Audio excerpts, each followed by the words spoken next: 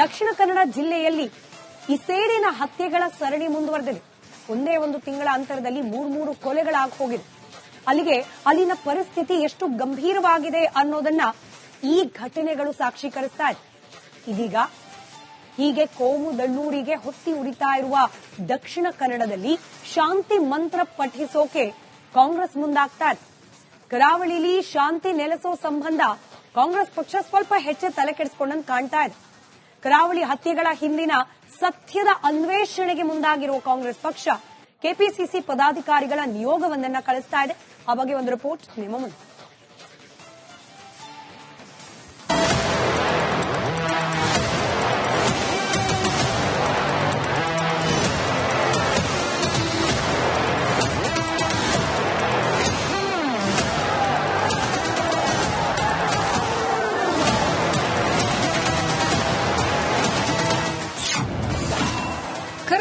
ಭಾಗದಲ್ಲಿ ನಿಲ್ಲದ ಹತ್ಯಾ ಸರಣಿ.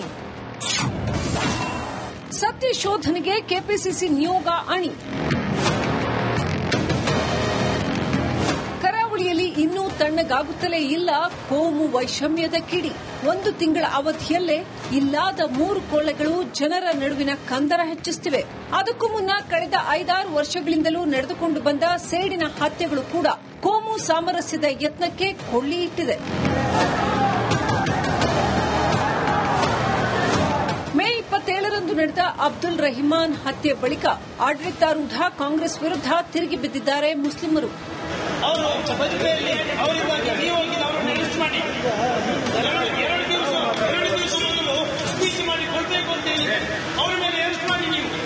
ಈವರೆಗೂ ಕಾಂಗ್ರೆಸ್ ಪರ ಅಚಲವಾಗಿ ನಿಂತಿದ್ದ ಅಲ್ಪಸಂಖ್ಯಾತ ಸಮುದಾಯ ಯಾವಾಗ ಪಕ್ಷದ ವಿರುದ್ಧವೇ ಸೆಟೆದು ನಿಲ್ತೋ ನಿಜಕ್ಕೂ ಆತಂಕಕ್ಕೀಡಾಗಿದ್ದು ಕಾಂಗ್ರೆಸ್ ಪಾರ್ಟಿ. ಅದರಲ್ಲೂ ಕಾಂಗ್ರೆಸ್ ಪದಾಧಿಕಾರಿಗಳು ಕೂಡ ತಮ್ಮ ಹುದ್ದೆಗಳಿಗೆ ರಾಜೀನಾಮೆ ನೀಡೋಕೆ ಮುಂದಾದಾಗ ಇಲ್ಲಿ ಆಘಾತಗೊಂಡಿದ್ದು ಕಾಂಗ್ರೆಸ್.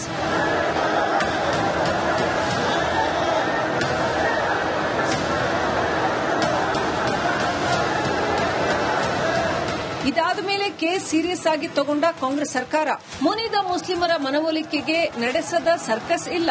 ಇಲ್ಲಿಗೆ ಆಗಮಿಸಿದ ಉಸ್ತುವಾರಿ ಸಚಿವ ದಿನೇಶ್ ಗುಂಡೂರಾವ್ ನಿನ್ನೆಯಷ್ಟೇ ಮುಸ್ಲಿಂ ಮುಖಂಡರ ಮೀಟಿಂಗ್ ನಡೆಸಿ ಹೋಗಿದ್ದಾರೆ. ಪೊಲೀಸ್ ಕಮಿಷನರ್ ಜೊತೆಗೂ ಸಭೆ ನಡೆಸಿದ ದಿನೇಶ್ ಗುಂಡೂರಾವ್ ಕಾನೂನು ಸುವ್ಯವಸ್ಥೆಗೆ ತಕ್ಕ ಕ್ರಮ ಕೈಗೊಳ್ಳುವಂತೆ ಸೂಚಿಸಿ ಹೋಗಿದ್ದಾರೆ.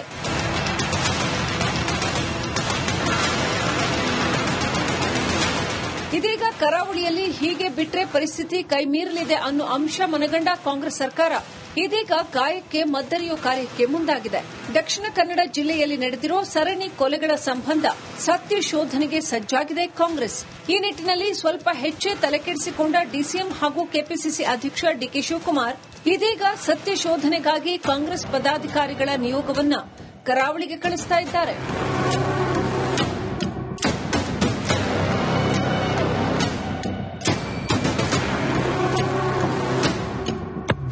ಕರಾವಳಿ ಹತ್ಯೆಗಳ ಹಿಂದಿನ ಸತ್ಯ ಅರಿಯೋದಕ್ಕಾಗಿ 7 ಪದಾಧಿಕಾರಿಗಳ ನಿಯೋಗ ರಚಿಸಲಾಗಿದೆ. ನಾಸಿರ್ ಹುಸೇನ್, ಮಂಜುನಾಥ್ ಭಂಡಾರಿ ನೇತೃತ್ವದ ಕೆಪಿಸಿಸಿ ನಿಯೋಗ ದಕ್ಷಿಣ ಕನ್ನಡ ಒಳಗೊಂಡಂತೆ ಕರಾವಳಿಯಲ್ಲಿ ನೈಜತೆ ಅರಿಯೋ ಕೆಲಸ ಮಾಡಲಿದೆ. ಕೋಮು ಸಂಘರ್ಷಕ್ಕೆ ಬಲಿಯಾದವರ ಮನೆಗಳಿಗೆ ತೆರಳೋ ನಿಯೋಗ ಮಾಹಿತಿ ಸಂಗ್ರಹಿಸಲಿದೆ. ಇದಾದ ಮೇಲೆ ಕರಾವಳಿ ಹತ್ಯೆಗಳ ಸಂಬಂಧಿತ ಪೂರ್ಣ ವರದಿಯನ್ನ ಕೆಪಿಸಿಸಿಗೆ ನೀಡಲಿದೆ.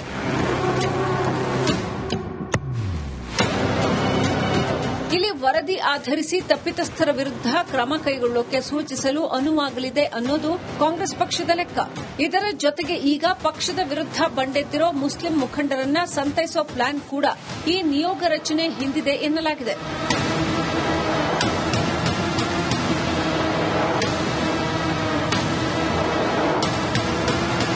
ಒಟ್ಟಾರೆ ದಕ್ಷಿಣ ಕನ್ನಡ ಕೋಮು ಸೂಕ್ಷ್ಮ ಪ್ರದೇಶ. ಸೇಡಿಗೆ ಸೇಡು ಅನ್ನೋ ರೀತಿಯಲ್ಲಿ ನಡೆದಿರೋ ಹತ್ಯೆಗಳ ಸರಣಿ ನಿಲ್ಲಿಸಬೇಕೆಂಬುದು ಸರ್ಕಾರದ ಉದ್ದೇಶ.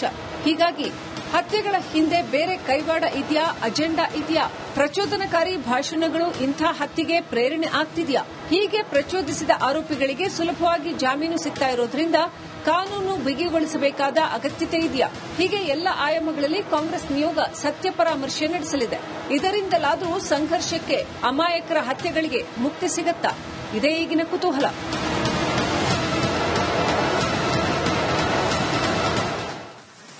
ಒಂದ್ ಕಡೆ ಕರಾವಳಿಯಲ್ಲಿ ಶಾಂತಿ ಸೌಹಾರ್ದತೆ ನೆಲೆಸಲಿ ಅಂತ ಹೇಳಿ ಆಡಳಿತಾರೂಢ ಕಾಂಗ್ರೆಸ್ ಪಕ್ಷ ಸರ್ಕಸ್ ಮಾಡ್ತಿದೆ.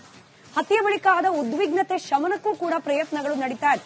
ನಿನ್ನೆ ಕೂಡ ನಾವಾಗಲೇ ಹೇಳಿದ ಹಾಗೆ ಉಸ್ತುವಾರಿ ಮಂತ್ರಿ ಸಭೆ ನಡೆಸಿದ್ದಾರೆ. ಶಾಂತಿ ಜಪವನ್ನ ಪಠಿಸಲಾಗಿದೆ. ಆದರೆ ಇದರ ನಡುವೆ ನೋಟಿಸ್ ಪ್ರಹಾರ ಕೂಡ ಪ್ರಾರಂಭವಾಗಿದೆ. ನಾವಾಗಲೇ ಹೇಳಿದಾಗೆ ಮುಸ್ಲಿಂ ಪಕ್ಷ ಅಂದ್ರೆ ಕಾಂಗ್ರೆಸ್ ಪಕ್ಷದ ಮುಸ್ಲಿಂ ಮುಖಂಡರು ಪಕ್ಷದ ವಿರುದ್ಧನೇ ತಿರುಗಿ ಬಿದ್ದಿದ್ರು. ಹೀಗಾಗಿ ಅಂಥ ಪಕ್ಷಕ್ಕೆ ವಿರುದ್ಧವಾಗಿ ನಿಂತು ಮಾತನಾಡಿದ ದಿನೇಶ್ ಗುಂಡೂರಾವ್ ಅವರ ವಿರುದ್ಧವಾಗಿ ಮಾತನಾಡಿದ ಮುಸ್ಲಿಂ ಮುಖಂಡರಿಗೆ ಇದೀಗ ನೋಟಿಸ್ ಕೊಟ್ಟಿದೆ ಕಾಂಗ್ರೆಸ್ ಪಕ್ಷ. ಸಚಿವ ದಿನೇಶ್ ಗುಂಡೂರಾವ್ ಎದುರು ಆರ್ಭಟಿಸಿದ್ರು ಕೆಲ ಮುಖಂಡರು. ಹೀಗೆ ಕೂಗಾಟ ನಡೆಸಿದ್ದ ಕೆಲ ಕಾಂಗ್ರೆಸ್ ಮುಖಂಡರನ್ನ ಇದೀಗ ಶಿಸ್ತು ಉಲ್ಲಂಘನೆ ಅಂತ ಹೇಳಿ ನೋಟಿಸ್ ಕೊಡಲಾಗಿದೆ. ಜಿಲ್ಲಾ ಕಾಂಗ್ರೆಸ್ ಮೈನಾರಿಟಿ ಅಧ್ಯಕ್ಷ ಶಾಹುಲ್ ಅವರ ಜೊತೆಯಲ್ಲೇ ಜಿಲ್ಲಾ ಕಾಂಗ್ರೆಸ್ ಉಪಾಧ್ಯಕ್ಷ, ಪ್ರಧಾನ ಕಾರ್ಯದರ್ಶಿ ಹೀಗೆ ಮೂವರಿಗೆ ನೋಟಿಸ್ ಕೊಟ್ಟಿದೆ ಕಾಂಗ್ರೆಸ್ ಪಾರ್ಟಿ. 7 ದಿನಗಳ ಒಳಗಾಗಿ ಉತ್ತರಿಸಿ ಅಂತ ಹೇಳಿ ಕೂಡ ಈ ನೋಟಿಸ್ನಲ್ಲಿ ಸೂಚಿಸಲಾಗಿದೆ. ದಕ್ಷಿಣ ಕನ್ನಡ ಜಿಲ್ಲೆಯಲ್ಲಿ ಈ ಸೇಡಿನ ಹತ್ಯೆಗಳ ಸರಣಿ ಮುಂದುವರೆದಿದೆ. ಒಂದೇ ಒಂದು ತಿಂಗಳ ಅಂತರದಲ್ಲಿ 3 ಕೊಲೆಗಳಾಗಿ ಹೋಗಿದೆ. ಅಲ್ಲಿಗೆ ಅಲ್ಲಿನ ಪರಿಸ್ಥಿತಿ ಎಷ್ಟು ಗಂಭೀರವಾಗಿದೆ ಅನ್ನೋದನ್ನ ಈ ಘಟನೆಗಳು ಸಾಕ್ಷೀಕರಿಸ್ತಾ ಇದೆ. ಇದೀಗ ಹೀಗೆ ಕೋಮು ದಳ್ಳೂರಿಗೆ ಹೊತ್ತಿ ಉರಿತಾ ಇರುವ ದಕ್ಷಿಣ ಕನ್ನಡದಲ್ಲಿ ಶಾಂತಿ ಮಂತ್ರ ಪಠಿಸೋಕೆ ಕಾಂಗ್ರೆಸ್ ಮುಂದಾಗ್ತಾ ಇದೆ. ಕರಾವಳಿಲಿ ಶಾಂತಿ ನೆಲೆಸೋ ಸಂಬಂಧ ಕಾಂಗ್ರೆಸ್ ಪಕ್ಷ ಸ್ವಲ್ಪ ಹೆಚ್ಚು ತಲೆ ಕೆಡಿಸಿಕೊಂಡಂತೆ ಕಾಣ್ತಾ ಇದೆ. ಕರಾವಳಿ ಹತ್ಯೆಗಳ ಹಿಂದಿನ ಸತ್ಯದ ಅನ್ವೇಷಣೆಗೆ ಮುಂದಾಗಿರುವ ಕಾಂಗ್ರೆಸ್ ಪಕ್ಷ ಕೆಪಿಸಿಸಿ ಪದಾಧಿಕಾರಿಗಳ ನಿಯೋಗವೊಂದನ್ನು ಕಳಿಸ್ತಾ ಇದೆ. ಆ ಬಗ್ಗೆ ಒಂದು ರಿಪೋರ್ಟ್ ನಿಮ್ಮ ಮುಂದೆ.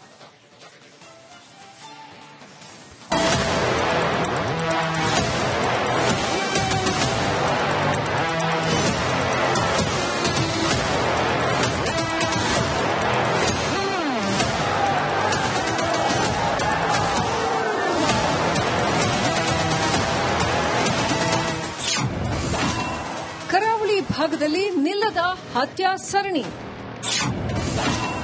ಸತ್ಯ ಶೋಧನೆಗೆ ಕೆಪಿಸಿಸಿ ನಿಯೋಗ ಅಣಿ.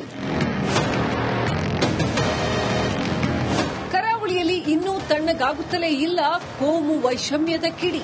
1 ತಿಂಗಳ ಅವಧಿಯಲ್ಲೇ ಇಲ್ಲಾದ 3 ಕೊಲೆಗಳು ಜನರ ನಡುವಿನ ಕಂದರ ಹೆಚ್ಚಿಸುತ್ತಿವೆ.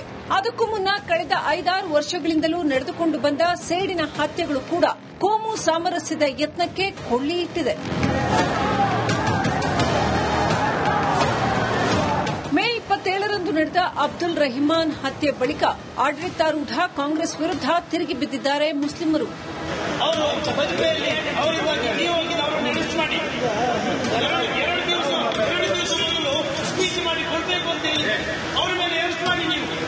ಈವರೆಗೂ ಕಾಂಗ್ರೆಸ್ ಪರ ಅಚಲವಾಗಿ ನಿಂತಿದ್ದ ಅಲ್ಪಸಂಖ್ಯಾತ ಸಮುದಾಯ ಯಾವಾಗ ಪಕ್ಷದ ವಿರುದ್ಧವೇ ಸೆಟೆದು ನಿಲ್ತೋ ನಿಜಕ್ಕೂ ಆತಂಕಕ್ಕೀಡಾಗಿದ್ದು ಕಾಂಗ್ರೆಸ್ ಪಾರ್ಟಿ. ಅದರಲ್ಲೂ ಕಾಂಗ್ರೆಸ್ ಪದಾಧಿಕಾರಿಗಳು ಕೂಡ ತಮ್ಮ ಹುದ್ದೆಗಳಿಗೆ ರಾಜೀನಾಮೆ ನೀಡೋಕೆ ಮುಂದಾದಾಗ ಇಲ್ಲಿ ಆಘಾತಗೊಂಡಿದ್ದು ಕಾಂಗ್ರೆಸ್.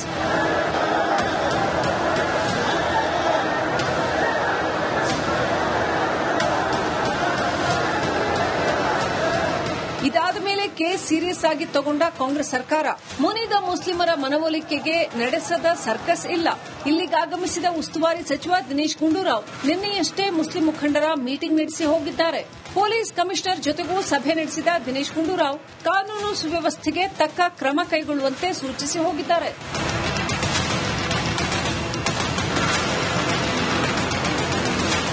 ಇದೀಗ ಕರಾವಳಿಯಲ್ಲಿ ಹೀಗೆ ಬಿಟ್ರೆ ಪರಿಸ್ಥಿತಿ ಕೈಮೀರಲಿದೆ ಅನ್ನೋ ಅಂಶ ಮನಗಂಡ ಕಾಂಗ್ರೆಸ್ ಸರ್ಕಾರ ಇದೀಗ ಗಾಯಕ್ಕೆ ಮದ್ದರಿಯೋ ಕಾರ್ಯಕ್ಕೆ ಮುಂದಾಗಿದೆ. ದಕ್ಷಿಣ ಕನ್ನಡ ಜಿಲ್ಲೆಯಲ್ಲಿ ನಡೆದಿರೋ ಸರಣಿ ಕೊಲೆಗಳ ಸಂಬಂಧ ಸತ್ಯ ಶೋಧನೆಗೆ ಸಜ್ಜಾಗಿದೆ ಕಾಂಗ್ರೆಸ್.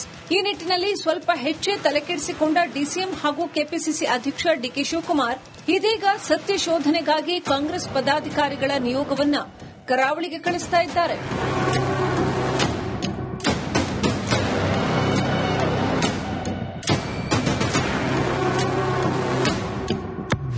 ಕರಾವಳಿ ಹತ್ಯೆಗಳ ಹಿಂದಿನ ಸತ್ಯ ಅರಿಯೋದಕ್ಕಾಗಿ 7 ಪದಾಧಿಕಾರಿಗಳ ನಿಯೋಗ ರಚಿಸಲಾಗಿದೆ. ನಾಸಿರ್ ಹುಸೇನ್, ಮಂಜುನಾಥ್ ಭಂಡಾರಿ ನೇತೃತ್ವದ ಕೆಪಿಸಿಸಿ ನಿಯೋಗ ದಕ್ಷಿಣ ಕನ್ನಡ ಒಳಗೊಂಡಂತೆ ಕರಾವಳಿಯಲ್ಲಿ ನೈಜತೆ ಅರಿಯೋ ಕೆಲಸ ಮಾಡಲಿದೆ. ಕೋಮು ಸಂಘರ್ಷಕ್ಕೆ ಬಲಿಯಾದವರ ಮನೆಗಳಿಗೆ ತೆರಳೋ ನಿಯೋಗ ಮಾಹಿತಿ ಸಂಗ್ರಹಿಸಲಿದೆ. ಇದಾದ ಮೇಲೆ ಕರಾವಳಿ ಹತ್ಯೆಗಳ ಸಂಬಂಧಿತ ಪೂರ್ಣ ವರದಿಯನ್ನ ಕೆಪಿಸಿಸಿಗೆ ನೀಡಲಿದೆ.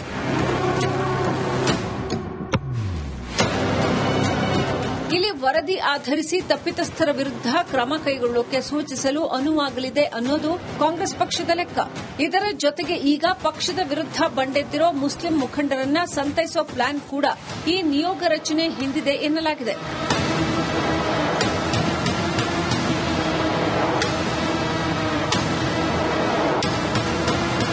ಒಟ್ಟಾರೆ ದಕ್ಷಿಣ ಕನ್ನಡ ಕೋಮು ಸೂಕ್ಷ್ಮ ಪ್ರದೇಶ.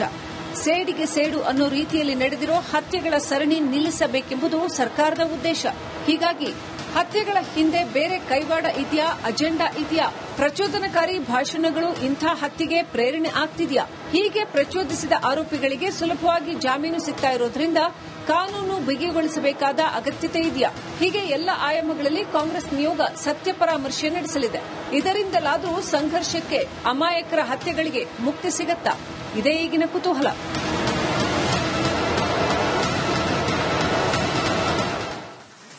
ಒಂದ್ ಕಡೆ ಕರಾವಳಿಯಲ್ಲಿ ಶಾಂತಿ ಸೌಹಾರ್ದತೆ ನೆಲೆಸಲಿ ಅಂತ ಹೇಳಿ ಆಡಳಿತಾರೂಢ ಕಾಂಗ್ರೆಸ್ ಪಕ್ಷ ಸರ್ಕಸ್ ಮಾಡ್ತಿದೆ. ಹತ್ಯೆ ಬಳಿಕ ಆದ ಉದ್ವಿಗ್ನತೆ ಶಮನಕ್ಕೂ ಕೂಡ ಪ್ರಯತ್ನಗಳು ನಡೀತಾ ಇದೆ. ನಿನ್ನೆ ಕೂಡ ನಾವಾಗಲೇ ಹೇಳಿದ ಹಾಗೆ ಉಸ್ತುವಾರಿ ಮಂತ್ರಿ ಸಭೆ ನಡೆಸಿದ್ದಾರೆ.